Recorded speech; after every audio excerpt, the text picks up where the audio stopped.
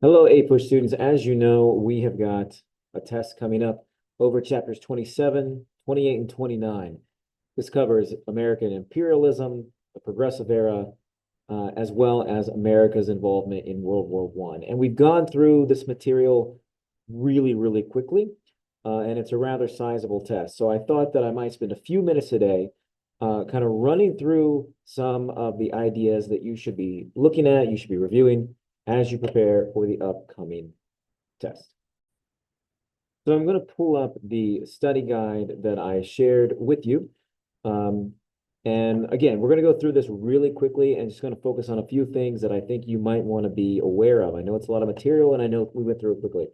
So here we've got what factors impacted America's shift in foreign policy towards imperialism. Remember, the United States was already engaged in imperialism. And so when they did that in the West. So now, toward the end of the Gilded Age, they're looking for markets outside of the United States, outside of the North American continent for resources. There's economic reasons, there's political reasons, there's military reasons. In fact, Alfred Thayer Mahan was a famous author who argued that sea power was key to world domination. If we're going to have a strong economy, if we're going to have merchant marines, we need a strong navy to protect all of that. And that also includes bases and a canal that allow for the movement of that navy.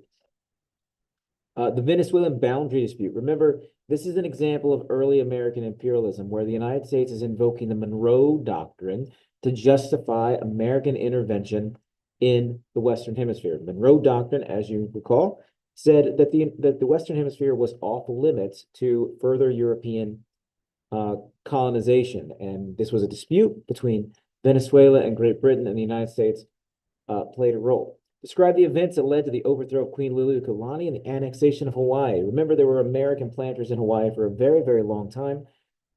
They controlled most of the economy.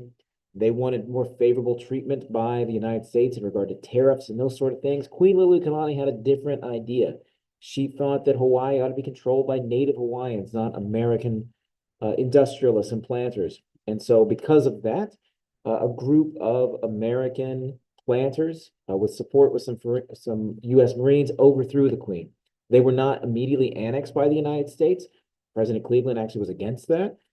So for a number of years, it was the Republic of Hawaii, and it was run essentially by American planters. And it was annexed in 1898 when imperialism under the McKinley administration became much more favorable. Speaking to the McKinley administration, why was the Maine sent to Cuba and what happened to it? Well, you'll recall that there was a revolution going on in Cuba, that the Cuban people were revolting against their Spanish colonial overlords. There were some Americans who really wanted to get involved there. Perhaps they wanted to for, I don't know, ethical reasons, but also there had long been an attraction for Cuba by Americans for the resources that were there. There were very outspoken imperialists, people like Theodore Roosevelt, who thought we ought to get involved. President McKinley was pretty slow to move.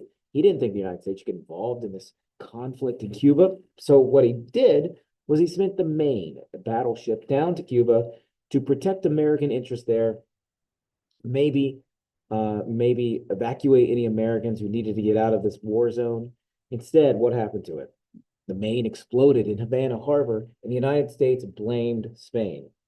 We now know that it was probably an internal accidental explosion, but the explosion of the Maine and the sailors that were killed there allowed for American involvement to declare war on Spain, the Spanish-American War, the splendid little war, the war that really made the United States an international imperialist power. And the outcome of that war, the United States gains control of the Philippines, the occupation of Manila, only after putting down the Philippine insurrection led by Emilio Aguinaldo.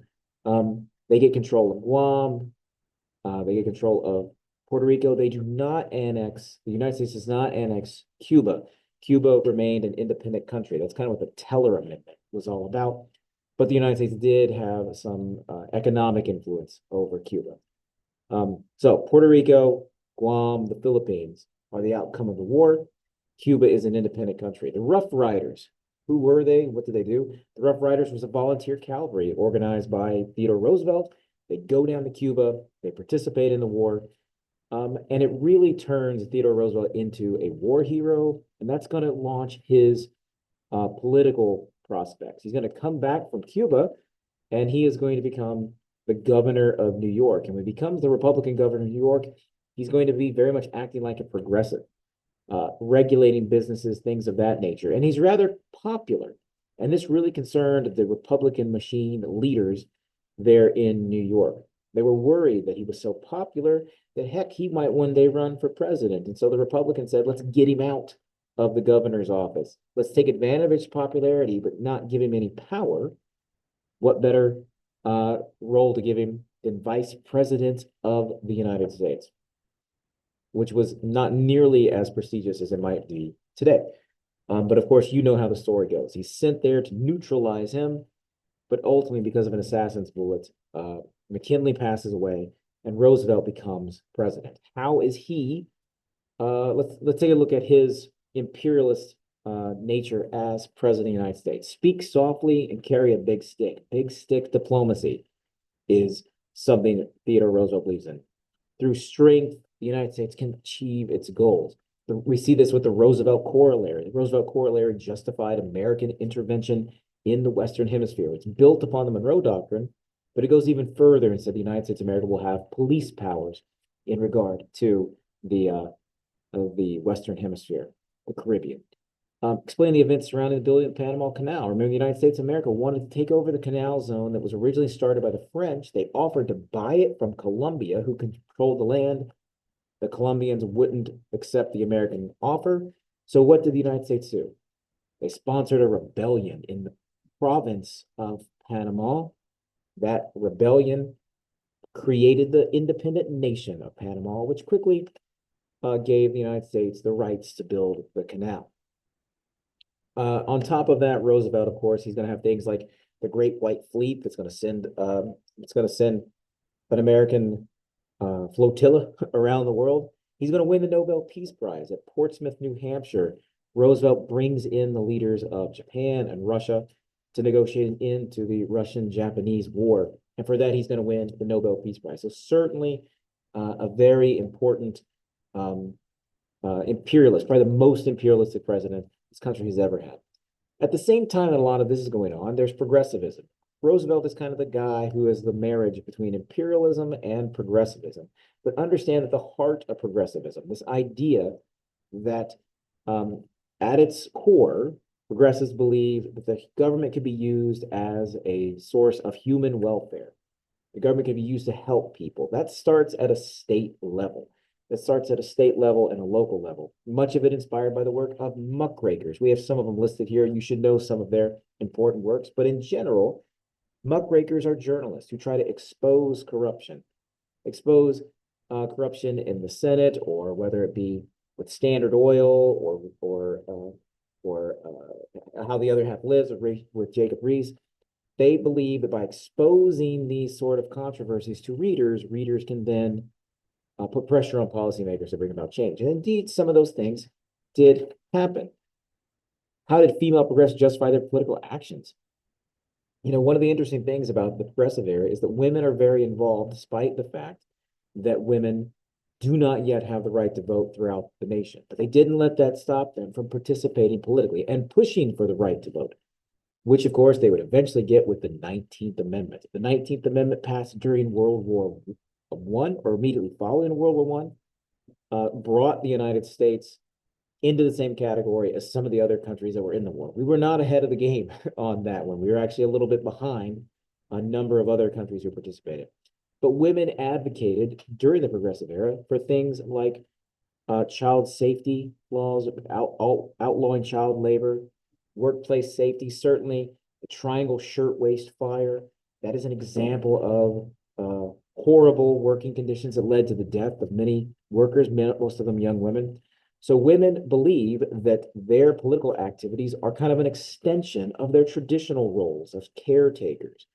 And so looking out for children, looking out for the welfare of others, fighting against alcohol. These are all things they have been doing for a long time. They're just taking a different approach now. The progressive era focuses a lot on fixing the ills of democracies. How could progressive believe that democracy ills could be cured through more democracy? We have things like the initiative, the recall, the referendum, all things that start at a state and local level that allow more people to participate and take power from government out of the hands of the few and put it in the hands of the many. A good example of this would be the 17th Amendment. The 17th Amendment to the Constitution allows ordinary voters to choose their members of the U.S. Senate. Prior to this, the Senate was the Millionaires Club. It allowed for state legislatures to choose who the senators would be. That's what the Constitution originally said. 17th Amendment said senators ought to be accountable to the people, ought to be accountable to the people. And so now you and I get to vote for our senators. The 16th Amendment is another achievement of the progressive era, passed during Woodrow Wilson's time in office. It is a graduated income tax that allows for the more money an individual makes, a greater percentage of that income will be taxed. This replaced tariffs, which used to be the primary way that the government raised funds. During Wilson's time in office, they lowered the tariff. That's called the Underwood tariff, because tariffs, the burden of that is carried by working class people. So if you lower the tariff, you're bringing in less revenue. You have to make up that revenue someplace. The 16th Amendment puts in place an income tax that moves a lot of that burden away from working people toward high income people, the Carnegies, the Rockefellers of the world. So 16th Amendment, income tax. 17th Amendment, direct election of senators. 18th Amendment, prohibition. And the 19th Amendment, women's right to vote, women's suffrage. These are all the progressive amendments. We talked a little bit already about Teddy Roosevelt's imperialism. Let's talk real quickly about a few of his domestic programs, why he is, in fact, a progressive. He believes in his domestic policy is known as the square deal, meaning treating everyone fairly is the idea. Fairness between labor and capital, fairness between big business and small business. So on that point, let's look at a few of these. What was the 1902 coal miner strike? Remember, the coal miners went on strike, and whereas previous presidents would have, if they got involved at all, they always would have been involved on the side of the ownership. Roosevelt says, you got to sit down with the coal miners, you got to talk to them. When the owners refuse, Roosevelt threatens to nationalize the coal mines, take them over with the army and use them for the good of the nation. And that brought the coal miner owners to the table. Roosevelt wants to, with his square deal, he wants to control corporations, he wants to have conservation, and he wants to protect the consumer protection through things like the Federal Meat Inspection Act that was inspired by the book The Jungle by Upton Sinclair that displayed how horrible the working conditions were in meatpacking factories, but also things like the Pure Food and Drug Act, which said companies had to clearly label their goods that they sell to people. In regards to controlling corporations, to describe Roosevelt's policy toward trust, was he really a trust buster? Well, he was a trust buster in the sense that he invoked the Sherman Antitrust Act more than any of his predecessors, but he didn't believe that all monopolies were inherently bad. He believed that if monopolies did business fairly, and in his opinion were a good monopoly, he allowed them to stay in place. He only went after what he considered the bad monopolies that did people unfairly. So there was a lot of picking and choosing about which ones he was going to enforce. Why was Roosevelt weakened after 1904? It's because when he won election in 1904 on his own right, he pledged it was his second term and he would never run again. He learned to regret that. In fact, in 1908, when he's not running, he handpicks William Howard Taft to be his replacement, the Republican nominee. He thought that Taft would protect all of his policies, would be just as forward-thinking as Roosevelt believed he was. Roosevelt was disappointed with that. He found many of the progressive agendas that Roosevelt had put in place through executive order began to be rolled back by Taft. Taft had fired some people that Roosevelt had put into office. Taft had gone after some trusts that Roosevelt believed were good trusts. William Howard Taft doesn't think this. He says a trust is a trust, and we're going to bust it up. He changed foreign policy. No longer was it big stick, tough diplomacy. Now it's dollar diplomacy, using um, economic influence around the world. Um, all of this caused Teddy Roosevelt to run for re-election for essentially a third term in 1912. He tried to get the Republican nomination, but he couldn't get it. The Republicans preferred the more conservative policies of Taft. So what does Roosevelt do? He forms a new party, the Progressive Bull Moose Party. So in 1912, we have the sitting president, Taft. We have the Democrat, Woodrow Wilson, who was the governor of New Jersey. You have a socialist by the name of Eugene Debs, and then you have the former President Roosevelt as the Bull Moose or Progressive Party candidate. Ultimately, what happens? Wilson's going to win the presidency. He's going to win the presidency in no small part because that Republican vote was split between Taft, the Republican candidate, and Roosevelt, the progressive candidate. And when Roosevelt left, the progressive wing of the Republican Party left with it. It opens the door for Wilson to win. Wilson is much more known for his leadership in World War I, which you have an outline about, you need to study, but really quickly, let's look at some of his progressive agenda. His first 2 or 3 years in office are among the most active that any president has ever had. His new freedom was his agenda that was very anti-monopoly and favored small business. So a lot of antitrust, a lot of pro-small business. And of course, he achieves part of that, the anti-monopoly, through the Clayton Antitrust Act. The Clayton Antitrust Act simply strengthened what the Sherman Antitrust Act had done before, but it was very explicit. It could not be used to break up unions or collectives, things that the Sherman Antitrust Act had been used. It was not only used against monopolies, it was used against unions. The Clayton Antitrust Act says that's not gonna happen. He helps to establish the Federal Reserve, which is still in place today, that manages the United States monetary policy. It does a lot of things, but the two primary things you need to know that it does is it issues paper money, and most importantly, it manages interest rates. It raises interest rates, it's lowering interest rates. We hear about this stuff in the news today, and they are largely, though the leaders are appointed by the president, they're allowed to operate independent of the government. Limits of progressivism. Well, one area where he was certainly limited is that when it came to race relations, he actually further segregated the federal government. The federal government had been a place where people of color had opportunities to get jobs. They've been appointed by Republican presidents, basically. When he comes in, he begins to undo that and roll a lot of that back. And that, over time, has certainly been a problematic aspect of the Wilson administration. He was a man of his time, but he also was backward in regards to that at the time. Election of 1916, who won and why? Wilson won re-election. Wilson won re-election partly because of his promise. He kept us out of war. Remember, the World War I began in 1914. The alliances, the Central Powers of Austria, Hungary, and Germany, and Turkey, Ottoman Empire, against the Allies, Great Britain, France, and Russia. And most Americans wanted nothing to do with that war. They wanted nothing to do with that war. And Wilson says, I kept you out of war. Vote for me. And Americans did. That was in November of 1916. In April of 1917, the United States is going to go to war.